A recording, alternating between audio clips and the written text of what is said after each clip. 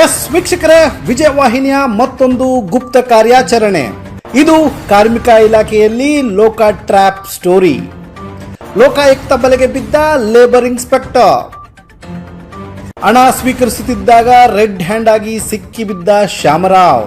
Labour licence ಮಾಡಿಸಲು 10,000 ಲಂಚ ಕೇಳಿ ಜೈಲು ಪಾಲಾದ ಅಧಿಕಾರಿ. ಕಾರ್ಮಿಕ ಅಧಿಕಾರಿ ಶ್ಯಾಮರಾವ್ ಬಲೆಗೆ ಬಿದ್ದ ಮಿಕಾ.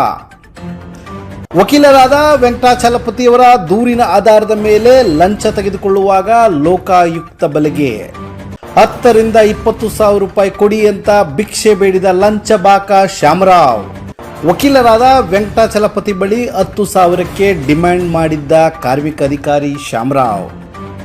ದುಡ್ಡು ಕೊಟ್ಟಿಲ್ಲ ಅಂದ್ರೆ ಕಾರ್ಮಿಕ ಪರವಾನಗಿ ನೀಡಲ್ಲ ಎಂದಿದ್ದ ಶ್ಯಾಮರಾವ್.